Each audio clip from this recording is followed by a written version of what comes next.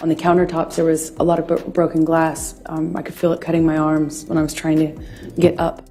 The new $50 million defamation lawsuit of actor Johnny Depp against his former wife Amber Heard has entered its sixth week in Fairfax, Virginia, and will likely last several more. The lawsuit immediately involves Depp's claim that Amber's December 2018 opinion piece in the Washington Post, in which she painted herself as a public figure representing domestic abuse, has effectively destroyed his career. But now, there's new evidence that proves the Aquaman actress was out to exploit the social media platform MeToo just to destroy the career of her ex-husband. With that, what should be the next line of action from the jury? Shouldn't men too be heard fairly when talking about matters of abuse? Let's explore that. Remember MeToo, time is up, enough is enough? How about believe women? Only 5 years ago, we seemed to be on the brink of a sea change, finally turning the tide against culturally embedded misogyny. MeToo was supposed to be a herald to a new age with an increased understanding of the dynamics of abusive relationships and the maltreatment of survivors of sexual violence. But people like Amber Heard are outrightly taking advantage of the platform to destroy others, and that's not right. The MeToo hashtag seemed to offer a glimpse into the immense scale of sexual violence, abuse, and harassment against women worldwide. When Harvey Weinstein was brought to account for years of abuse against women, it seemed to signal that enough was enough in Hollywood and that the women might now be respected and even believed. But then came Depp versus Amber 2.0, and all of that has gone before seems to count for nothing. Whether Depp wins this case or not, the trial's dealt a sharp blow to the MeToo campaign and the self-serving mythologies with which it has attempted to surround relations between the sexes in Hollywood and beyond. Testimonies revealed at the very least Amber Heard meted out verbal abuse as much or as more than she received it, and Depp's claim that she was the physically violent one in the tortured relationship has yet to be disproven. Amber's self-righteous posture in the Post as a courageous survivor of domestic abuse has been discredited. Depp launched his suit as he suggested because it was only time he was able to fight back and use his own voice, but it's also brought out facts of a broader significance. Depp has denied that he ever hit Amber and accused her of hitting him and throwing items including paint cans and vodka bottles at him. In one incident, he asserts that a bottle hurled by the 36-year-old model and actress severed part of one of his fingers. Jurors heard an audio clip in which Amber seems to taunt Depp and suggests he won't believe or be respected if he were to publicly cast her as an abuser. Tell them I, Johnny Depp, I'm a victim of domestic abuse, and see how many people believe or side with you, Amber says on the recording. The Texas-born showstopper also suggested in a clip that the reason no one would believe Depp was because he was a man. You can tell people it was a fair fight. See what the jury and judge think, she said. This in itself is enough evidence that what Amber stood for is against the socially conscious platforms like MeToo. It is quite critical and devastating. The MeToo witch hunt, which has destroyed dozens of careers and even lives, has advanced the claim that the woman accuser must always be believed, even in the absence of any corroborating evidence. In her recorded comments, Amber both makes a mockery of this and exposes its untruth. Clearly, she was well aware that the media and middle-class opinion would take her side. In fact, she was fully banking on it. Amber did what she did, hoping platforms like MeToo would side with her regardless of her wrongdoing. In her 2018 op-ed, she writes, "In recent years, the MeToo movement has taught us about how power like this works, not just in Hollywood, but in all kinds of institutes, workplaces, places of worship, or simply in particular communities. In every walk of life, women are confronting these men who are buoyed by social, economic, and cultural power, and these institutions are beginning to change." She continues, "We are in a transformational political movement. The president of our country has been accused by more than a dozen of women of sexual misconduct, including assault and harassment. Outrage over his statements and behavior has energized a female-led opposition. MeToo started a conversation about just how profoundly sexual violence affects women in every area of our lives, and last month, more women were elected to Congress than ever in our history, with a mandate to take take women's issues seriously. Women's rage and determination to end sexual violence are turning into a political force. While many of us have been following the riveting evidence of the Johnny Depp versus Amber Heard defamation case, most may not appreciate its connection to the world of employment or, if you like, career destruction. It's true that employers at best are tentative about hiring a worker with a past riddled with red flags. Essentially, Depp claims that Amber's false allegations against him have seriously impacted his career and his ability to get new work, including the next Pirates of the Caribbean movie. The focus of Depp's case is worth